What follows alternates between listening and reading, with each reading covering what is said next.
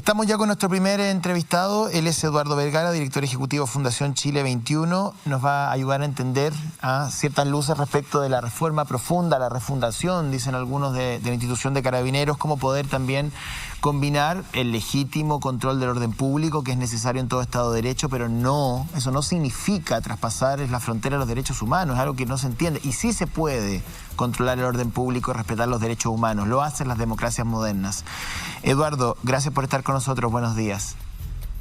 Hola, buenos días, muchas gracias por la invitación. Está con nosotros Mónica González, Mina Schindler y Alejandra Matus. Yo, como primera pregunta introductoria, me gustaría conocer tu opinión, el diagnóstico, tus impresiones respecto a lo que vimos el día viernes y de cara a un mes de octubre complejo y a un plebiscito que podría, de alguna u otra manera, también elevar la temperatura a nivel nacional.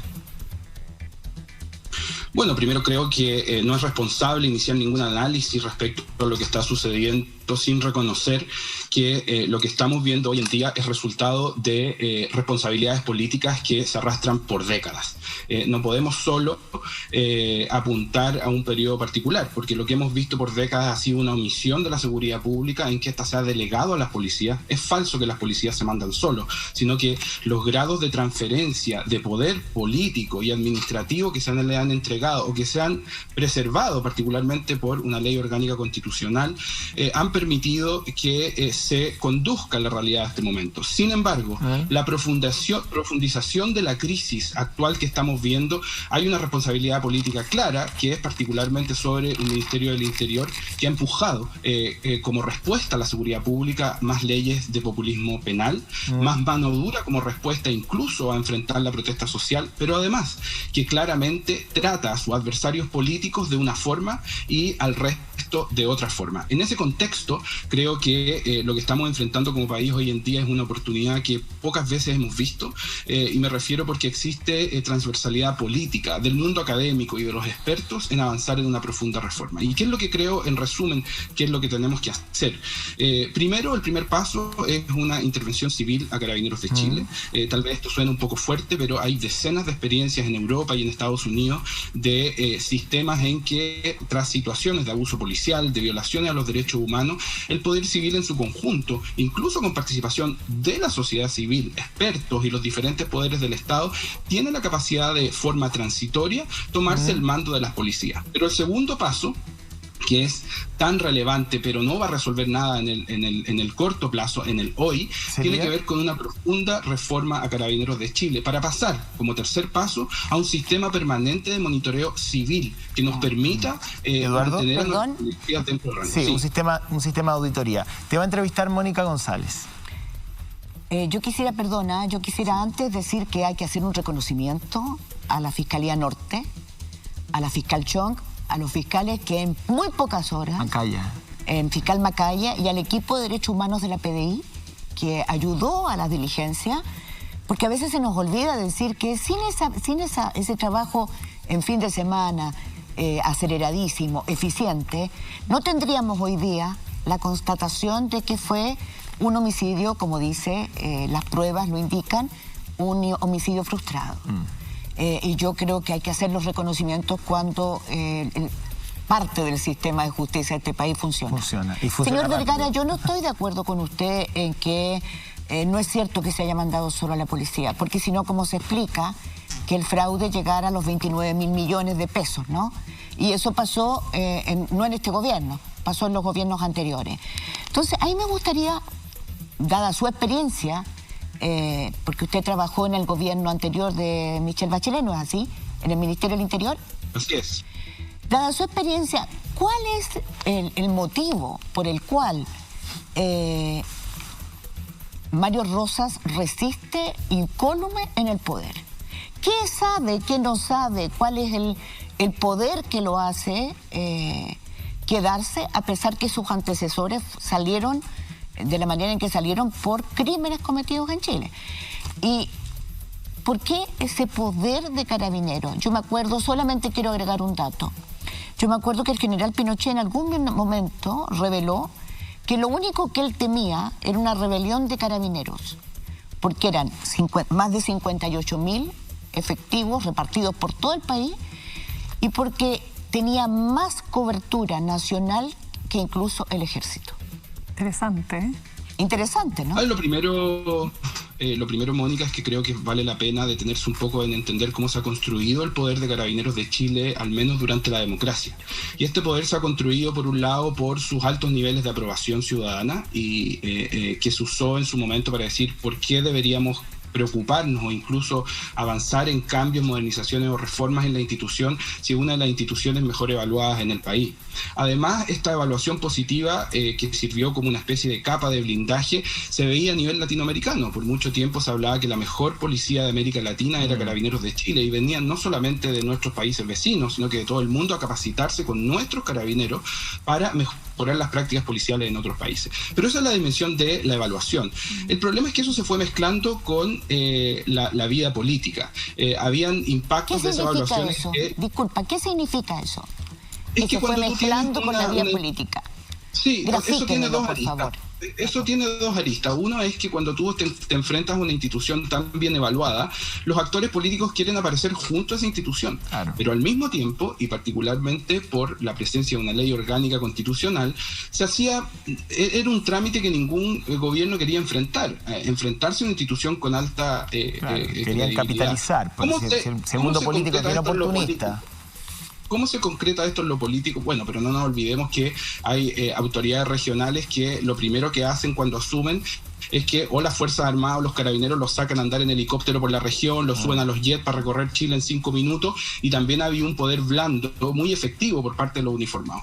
Pero ¿cómo se transforma esto en poder político?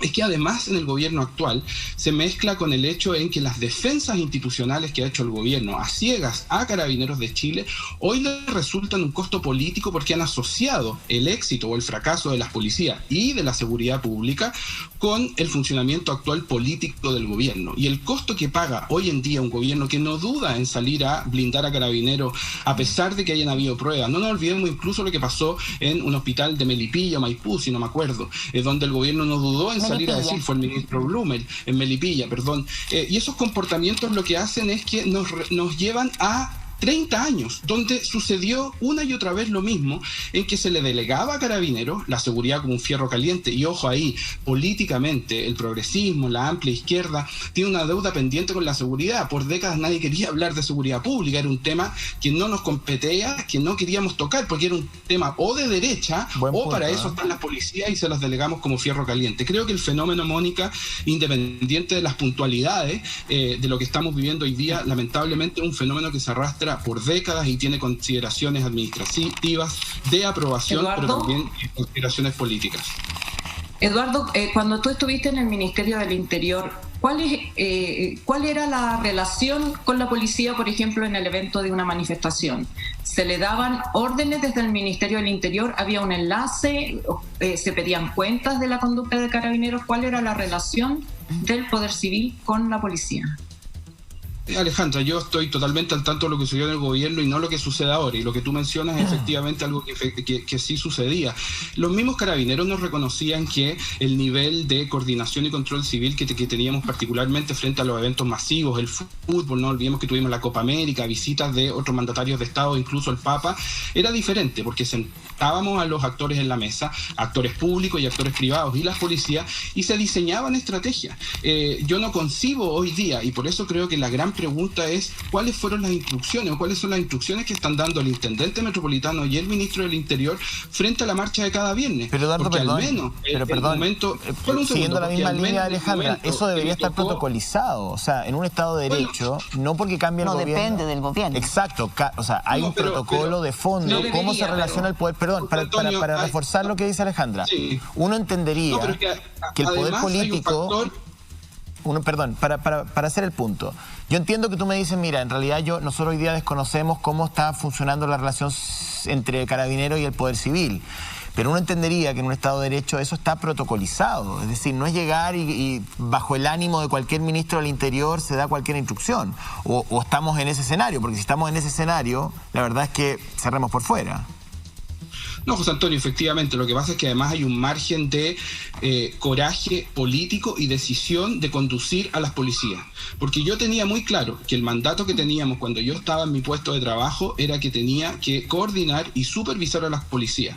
Por eso teníamos reuniones operativas antes, durante y después de los principales eventos masivos de orden público, de las marchas. Evento masivo es de menor intensidad, digamos, pero ¿qué pasa en las protestas? Porque en las protestas, y dependiendo del gobierno que le toque más o menos protestas, más o menos descontento social, es ahí donde se pone a prueba esta conducción del poder civil sobre la policía. Digamos, controlar, me imagino, un partido de fútbol al que todo el mundo quiere ir no es lo mismo que enfrentarse a una manifestación y tener que compatibilizar los derechos ciudadanos con la eventual comisión de delitos. ¿Qué pasaba en esos casos?